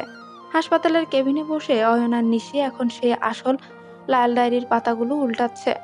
চেয়ারম্যান সাহেব আইসিইউতে জমে আর মানুষের লড়াই করছেন, আর এদিকে বাইরে অয়ন আর নিশি সে অদৃশ্য শত্রুর মুখোশ খুলতে মরিয়া হয়ে উঠেছে। এই দেখ অয়ন, ওই পাতার কোডগুলো ভালো করে লক্ষ্য কর। ওখানে শুধু বাবার নাম নেই, ওখানে অন্য কারোর সই আছে। এসকে, এই এসকে আসলে কে? আমার মনে পড়েছে বাবার সব পলিটিক্যাল মিটিংয়ে একজন লোক সব সময় ছায়ার মতো থাকতো। তুই কি ওনাকে চিনিস? এসকে? নিশি, এটা তো ওনার ডানহাত সাকলাইন চৌধুরী, কিন্তু সে তো চেয়ারম্যান সাহেবের জানের বন্ধু বলে পরিচিত। রতন কি তবে ওনার নির্দেশেই কাজ করছিল? নিশি, ভালো করে দেখতো, এখানে কি কোনো আর্থিক লেনদেনের কথা লেখা আছে? সাকলাইন কেন আপনার বাবার ক্ষতি করতে চাইবে? কারণ সাকলাইন নিজেকে আগামী নির্বাচনে দাঁড়াতে চায়। বাবা সরে গেলে তার পথ পরিষ্কার হয়ে যাবে। এই দেখ, এখানে লেখা আছে মিল থেকে পাওয়া চালের অর্ধেক সাকলাইনের গুদামে যাবে। তার মানে সাকলাইন আর বাবা দুজনেই সমান অপরাধী। বাবা জেলে গেলে সাকলাইনও ঢুকবে, তাই সে বাবাকে চিরতরে সরিয়ে দিতে চাইছে। রহস্যের জাল যখন খুলতে শুরু করেছে তখনই নিশি উত্তেজনায় কাঁপছিল। অয়ন আলতো করে নিশির হাতটা নিজের হাতের মুঠোয় নেয়। নিশি শান্ত হওয়ার জন্য অয়নের কাঁধে মাথা রাখে। বাইরে তখন প্রবল বৃষ্টি হচ্ছে, আর ঘরের ভেতরের পরিবেশটা থমথমে অথচ এক অদ্ভুত মায়ায় ঘেরা। নিশি, আপনি এতটা ঘাবড়াচ্ছিস কেন? আমি তো আছি। সাকলাইন যত বড় পলিটিশিয়ানই হোক না কেন, এই ডায়েরিটা হাতে থাকলে তাকে আমরাই নিয়ন্ত্রণ করব। তবে আমাদের খুব সাবধানে পা বাড়াতে হবে। আপনি কিন্তু আবার আগের মতো একা একা বেরিয়ে যাবেন না। এখন থেকে আমরা যা করব একসাথে করব। তুই কি জানিস অয়ন, এই ডায়েরিটা পড়তে গিয়ে আমার নিজেরও ঘৃণা লাগছে। আমার বাবা এতটা নিচে নামতে পারেন তা আমি ভাবতে পারিনি। তবে সবচেয়ে বড় সত্যি কি জানিস, এই বিপদের দিনে আমি তোকে খুঁজে পেয়েছি। তুই না থাকলে আমি হয়তো এই রহস্যর সমাধান করতে গিয়ে আগেই হারিয়ে যেতাম। পরিস্থিতির শিক্ষা নিশি। আমি যখন ছোট ছিলাম তখন থেকেই প্রতিকূলতার সাথে লড়াই করছি। তবে আপনার মতো একজন জেদি আর সাহসী মেয়েকে সামলানোই ছিল আমার জীবনের সবচেয়ে বড় চ্যালেঞ্জ। এখন তো দেখছি আপনি আমার উপর অনেকটা নির্ভরশীল হয়ে পড়েছেন। খুব কি খারাপ লাগছে আমার সাহায্য নিতে? তুই এতটা ধৈর্যশীল কিভাবে রে? ধ্যাৎ, ফাজলামি করবি না একদম। আমি তোর উপর নির্ভরশীল নই, আমি শুধু তোর সাহসের ভাগ নিচ্ছি। তুই যদি মনে করিস আমি তোর প্রেমে পড়ে গেছি তবে ভুল ভাবছিস। আচ্ছা শোন, সাকলাইনের গোপন আস্তানা শহরের ওপাশে না? আমাদের এক্ষুনি সেখানে হানা দিতে হবে। নিশি কথাগুলো বললেও তার চোখের চাহনিতে অন্য কিছু ফুটে উঠছিল। সে অয়নের জামা বোতাম নিয়ে নাড়াচাড়া করছে, যা তার অবচেতন মনের দুর্বলতার বহিঃপ্রকাশ। অয়ন মুচকি হেসে নিজের চিবুকটা আলতো করে ছুঁয়ে দেয়। আপনি আমার প্রেমে পড়েছেন কিনা সেটা সময় বলবে নিশি, কিন্তু আপনার এই মায়াবী চোখের দিকে তাকালে আমার মনে হয় আমি 1000 বছর আপনার জন্য অপেক্ষা করতে পারি। এখন এসব রোমান্টিকতা থাক, আগে সাকলাইনকে ধরতে হবে। রতন নিশ্চয়ই ওখানেই আছে। আমরা যদি ওদের হাতে নাতে ধরতে পারি তবেই চেয়ারম্যান সাহেবের উপর হামলার বিচার হবে। ঠিক আছে, চল। কিন্তু অয়ন, তুই সাবধানে থাকবি। সাকলাইনের লোকগুলো অনেক বেশি বিপজ্জনক। আমার জন্য তুই আর রক্ত ঝরাস না, তা আমি একদমই চাই না। তোর পিঠের ক্ষতটা এখনো পুরোপুরি শুকোয়নি। তুই কি সত্যিই পারবি এই লড়াইয়ে টিকে থাকতে? আপনি সাথে থাকলে আমি হিমালয় জয় করতে পারি নিশি। চলো বাইকটা বের কর, আজ রাতের মধ্যে সব পাপের হিসাব হবে। সাকলাইন জানবে যে চেয়ারম্যানের মেয়ে আর তার জামাই দাবার গুটি নয়, তারা এখন এই খেলার রাজা আর রানী। নিশি আর অয়ন হাসপাতালের পেছন গেট দিয়ে বেরিয়ে এলো। বৃষ্টির ঝামটায় দুজনে ভিজে একাকার। অয়ন বাইক স্টার্ট দিতে নিশি তার পেছনে বসে তাকে শক্ত করে জড়িয়ে ধরে। বৃষ্টির শব্দে নিশির মনের চাপা অনুভূতিগুলো যেন আজ মুক্তি পেতে চাইছে। অয়ন শোন, আজ আমাদের কিছু হয়ে যায় তবে মনে রাখিস, তোকে আমি আর ঘৃণা করি না, বরং তুই আমার জীবনের সবচেয়ে সুন্দর ভুল। তোকে আমি কোনোদিন বলতে পারবো না হয়তো, কিন্তু তুই আমার জন্য অনেক বড় আশ্রয়। চুপ কর পাগলি, আমাদের কিচ্ছু হবে না। আপনি শুধু আমাকে জাপটে ধরে থাকেন। আজ সাকলাইনের সাম্রাজ্য গুড়িয়ে দিয়ে আমরা আমাদের নতুন জীবন শুরু করব। তুই কি তৈরি নিশি? হ্যাঁ আমি তৈরি। শুধু চল অয়ন, আজ রাতের শেষ দেখে ছাড়বো। রহস্যের জট যেমন খুলবে তেমনি আমাদের জীবনের নতুন অধ্যায়ও আজ থেকেই শুরু হবে। বাইকের গতি বাড়তে নিশি তার মুখটায় অয়নের পিঠে গুজে দেয়।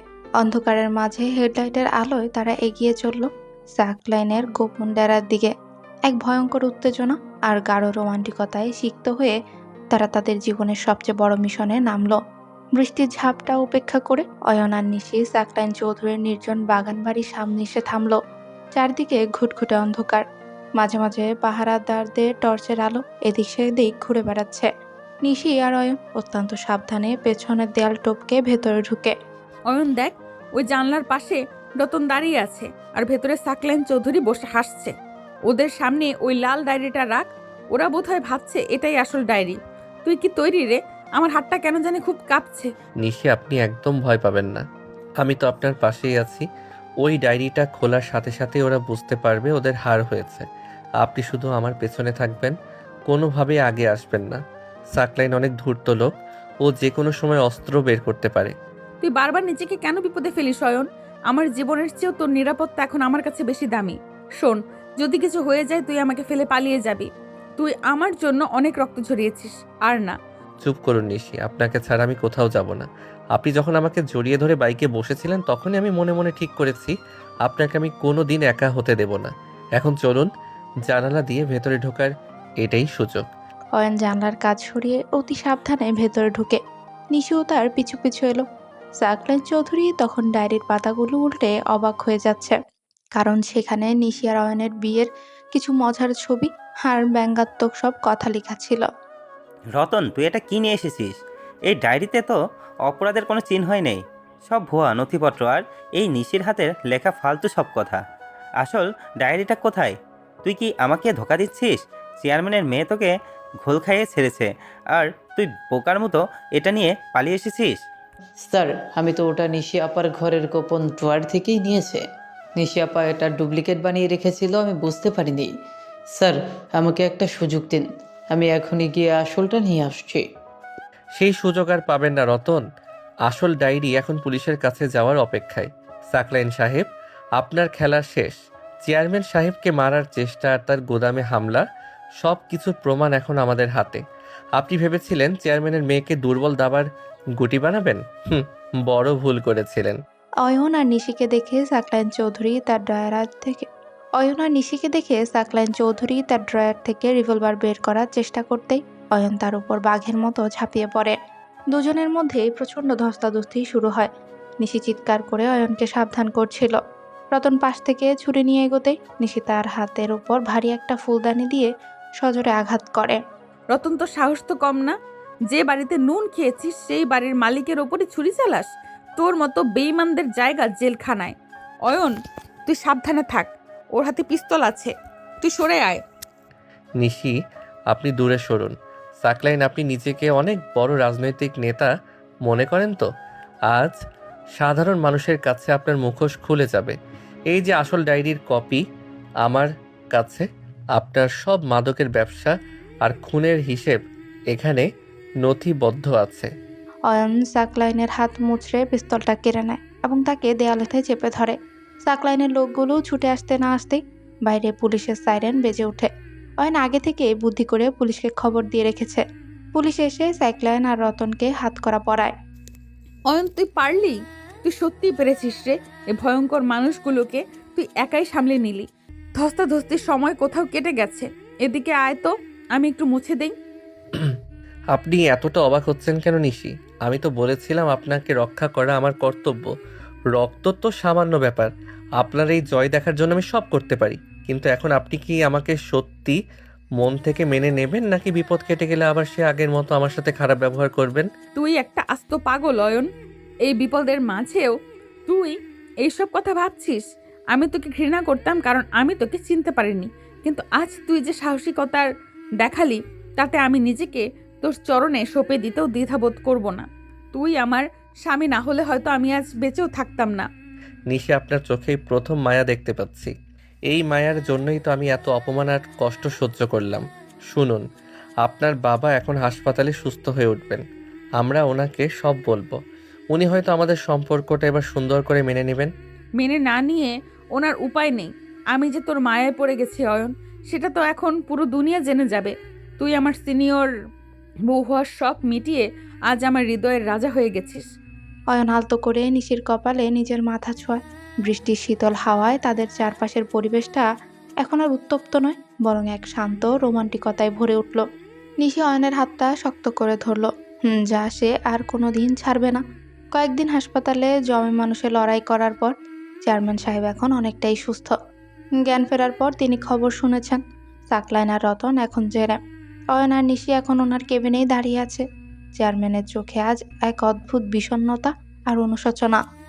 অয়ন, তুমি এদিকে আসো। বাবা, আমার খুব লজ্জা লাগছে তোমার সামনে মুখ তুলে তাকাতে। আমি তোমাকে শুধু একজন কর্মচারী ছেলে ভেবেছিলাম তোমাকে ভয় দেখিয়ে বা টাকা দিয়ে আমার হাতের পুতুল বানিয়ে রাখবো। কিন্তু আজ সাকলাইনের ওই ডেরে থেকে তুমি যেভাবে আমার মেয়েকে আর আমার সম্মানকে বাঁচালে, তাতে আমার চোখ খুলে গেছে। তুমি আমার যোগ্য জামাই নও, বরং আমি তোমার মতন একজন সৎ ছেলের শ্বশুর হওয়ার যোগ্য নই। আমাকে কি তুমি মাফ করতে পারবে? চেয়ারম্যান সাহেব, আপনি ওভাবে বলবেন না। আপনি মুরব্বী মানুষ, আমার বাবার সমান। আমি তো কেবল আমার দায়িত্ব পালন করেছি। আপনি সুস্থ হয়ে ফিরে এসেছেন, এটাই আমাদের কাছে সবচেয়ে বড় পাওনা। আপনি ক্ষমা চাইলে আমি অনেক ছোট হয়ে যাব। আমি শুধু চাই আপনি চিরকাল আমাদের পাশে এভাবেই ছায়া হয়ে থাকুন। তবে একটা অনুরোধ আছে, এখন থেকে সব অন্যায়ের পথ ছেড়ে দিন। আমি কথা দিচ্ছি বাবা, আমি জনগণের সাথে অনেক বেইমানি করেছি। সাকলাইনের সাথে মিলে যে কালো টাকার কারবার করেছি তা আজ থেকে শেষ। আমি রাজনীতি করব ঠিকই, কিন্তু এবার শুধু মানুষের সেবা করার জন্য। নিশি, মা আমার, তুই ঠিকই বলেছিলি। আমি ক্ষমতার মোহে অন্ধ হয়ে গিয়েছিলাম। তোকে একটা সাধারণ ছেলের সাথে বিয়ে দিয়ে আমি তোকে ছোট করতে চেয়েছিলাম, কিন্তু আজ বুঝলাম আমি তোকে জীবনের সবচেয়ে বড় সম্পদ উপহার দিয়েছি।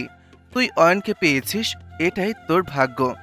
বাবা, আমি তোমাকে অনেক ঘৃণা করতাম তোমার এই অসৎ কাজের জন্য, কিন্তু আজ যখন তুমি নিজের ভুল বুঝতে পেরেছো তখন আমার সব রাগ জল হয়ে গেছে। আমি তোমাকে ক্ষমা করে দিয়েছি। আর অয়ন, ও তো শুধু অয়ন নয়, ও আমার প্রাণ। ওকে ছোট ভেবে তুমি আমার সাথে বিয়ে দিয়েছিলে ঠিকই, কিন্তু আজ ওই আমাদের পরিবারের মাথা হয়ে দাঁড়িয়েছে। আমি আর কোনোদিন ওর অসম্মান হতে দেব না। চেয়ারম্যান সাহেব অয়ন আর নিশির হাত এক করে দিলেন। ওনার চোখের কোণে আনন্দ আর মুক্তির জল দেখা মিলল। হাসপাতালের কেবিনটা আজ আর গুমোট নয়, বরং হাসিতে ভরে উঠল। এরপর কয়েকদিন কাটলো নিশি আর অয়নদা নিজেদের গুছিয়ে নিতে। একদিন সন্ধ্যায় তারা দুজন ছাদে বসে গল্প করছিল। নিশি, আপনার বাবা তো নিজেকে পুরোপুরি বদলে ফেলেছেন। এলাকায় ওনার নামে এখন সবাই ধন্য ধন্য করছে, কিন্তু আমার একটা চিন্তা আছে। আপনি এখন এই রাজপ্রাসাদের আরাম ছেড়ে আমার সাথে সাধারণ জীবন কাটাতে পারবেন তো? আমি তো সেই আগের অয়নই আছি। আমার তো কোনো গাড়ি বাড়ি নেই। আপনি কি সত্যি আমার মতো একটা মানুষের সাথে খুশি থাকতে পারবেন? তুই কি আবার পাগল হয়ে গেছিস অয়ন? তুই কি ভাবছিস এই 1 মাসে যা কিছু হলো তা আমি ভুলে গেছি? তুই আমার জন্য নিজে রক্ত ঝরিয়েছিস, আমার সম্মান বাঁচাতে গুন্ডাদের সাথে লড়েছিস। এসব কি টাকা দিয়ে কেনা যায়? তুই এখন আমার কাছে শুধু অয়ন নস, তুই আমার সব। তোর সাথে পুরে ঘরে থাকতেও আমার কষ্ট হবে না, কারণ আমি জানি সেখানে আমি নিরাপদ থাকবো। আপনি অনেক বদলে গেছেন নিশি। সেই প্রথম দিনের কথা মনে পড়লে আমার হাসি পায়। আপনি বলেছিলেন আমাকে মেঝেতে শুতে হবে, আমাকে ঘর থেকে বের করে দেবেন, আর আজ আপনি বলছেন আমার সাথে কুঁড়ে ঘরে থাকবেন। এই 1 মাসে আমাদের জীবনের মোড় যেভাবে ঘুরলো তা কোনো গল্পের চেয়ে কম নয়। আমি আপনাকে কথা দিচ্ছি নিশি, সারা জীবন আপনাকে এভাবেই হাসি খুশি রাখবো। শোন অয়ন, তুই এখন থেকে আমাকে আর আপনি বলে ডাকবি না। তুই এখন আমার স্বামী, আমার বন্ধু। আমরা এখন থেকে সমানে সমান। আর হ্যাঁ, বাবা তোকে বড় একটা বিজনেসের দায়িত্ব দিতে চেয়েছেন, কিন্তু আমি চাই তুই নিজের যোগ্যতায় বড় কিছু করিস। আমি তো তোর সাথেই থাকবো। তুই যে আমার সিনিয়র বউ হওয়ার শখ মিটিয়ে আজ আমার জীবনের হিরো হয়ে গেলি রে। আচ্ছা বাবা, ঠিক আছে, এখন থেকে তোমাকে তুমি করে বলবো, কিন্তু তুমি যদি মাঝে মধ্যে আবার সে আগের মতো রাগ দেখাও তবে আমি কিন্তু পালাবো। তোমার ওই লাল ডায়েরির চেয়েও ভয়ঙ্কর তোমার রাগ। তবে সত্যি বলতে তোমার এই রাগটাই এখন আমার কাছে সবচেয়ে মিষ্টি লাগে। অয়ন নিশির হাতটা শক্ত করে ধরে। আকাশে চাঁদের আলোয় দুজনের মুখ উজ্জ্বল হয়ে আছে। নিশি অয়নের কাঁধে মাথা রাখে। তাদের বিয়ের শুরুটা তিক্ততা দিয়ে হলেও শেষটা হলো এক গভীর ভালোবাসার মাধ্যমে।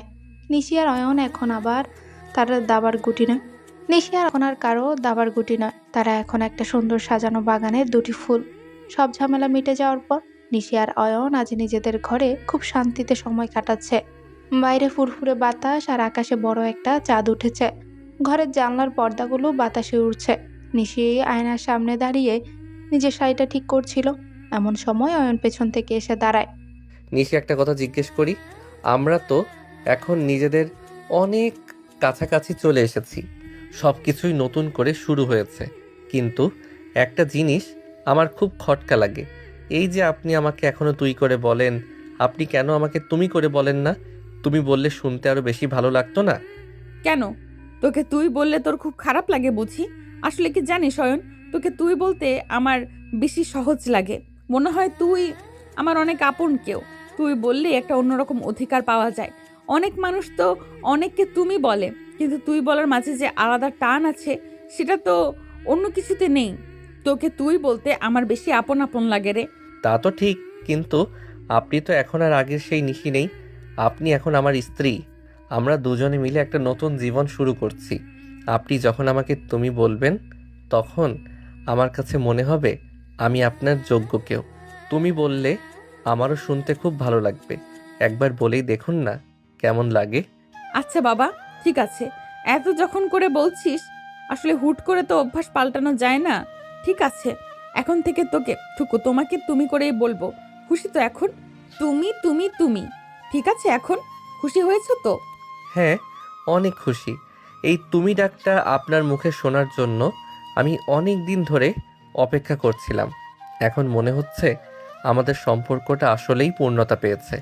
নিশি, তুমি যে আমার জীবনে এসেছো এটাই আমার সবচেয়ে বড় পাওয়া। তোমাকে আমি কোনো দিন একা হতে দেব না। অয়ন নিশির হাত দুটো নিজের হাতের মুঠোয় নেয়। নিশি আজ খুব শান্ত হয়ে অয়নের চোখের দিকে তাকিয়ে আছে। অয়ন নিশিকে আলতো করে নিজের বুকের কাছে টেনে নেয়। নিশিও কোনো বাধা দিল না, বরং পরম শান্তিতে অয়নের কাঁধে মাথা রাখল। তাদের মাঝে এক অদ্ভুত মায়া কাজ করছে আজ। তুমি আমাকে এতটা বদলে দিয়েছো অয়ন, আমি ভাবতেই পারিনি। আমি তো এক সময় নিজেকে নিয়েই ব্যস্ত থাকতাম, কিন্তু তুমি আমাকে শিখিয়েছো মানুষের পাশে থাকা আর কাউকে নিঃস্বার্থভাবে ভালোবাসা। তুমি জানো, আজ যখন তুমি আমাকে এভাবে ধরে আছো, আমার মনে হচ্ছে পৃথিবীর সব সুখ আমার কাছে চলে এসেছে। আমাকে কোনো দিন ফেলে যাবে না তো? পাগল নাকি? তোমাকে ছাড়া আমি থাকবো কিভাবে? তুমি আমার জীবনের সব। আজ থেকে আমাদের এই নতুন পথ চলা শুরু হলো। কোনো ঝগড়া নেই, কোনো মান অভিমান নেই, শুধু আমরা দুজন আর আমাদের এই ছোট্ট পৃথিবী। তোমাকে আমি সারা জীবন এভাবে আগলে রাখবো নিশি। তুমি শুধু আমার পাশে থেকো। আমি কথা দিচ্ছি অয়ন, এখন থেকে আমি শুধু তোমার। তুমি যেভাবে চাইবে সেভাবেই হবে। আমরা দুজন মিলে সব বাধা পার করে দেব। তুমি তো আমার হিরো। আমার সিনিয়র বউ হওয়ার শখ তো তুমি অনেক আগেই মিটিয়ে দিয়েছো। এখন আমি শুধু তোমার আদরে বউ হয়ে থাকতে চাই। অনেক ভালোবাসি তোমাকে। আমিও তোমাকে অনেক ভালোবাসি নিশি। তোমার এই হাসিটা যেন সব সময় থাকে। অয়ন নিশির কপালে মায়ার সাথে একটা চুমু খেলো। নিশি অয়নকে আরো শক্ত করে জড়িয়ে ধরলো। জানলার ওপাশে আকাশের চাঁদ যেন তাদের এই ভালোবাসার সাক্ষী হয়ে রইল। এক কঠিন লড়াই আর রহস্যের পর তারা দুজনে এক সুন্দর আর শান্তিময় জীবনের পথে যাত্রা শুরু করলো।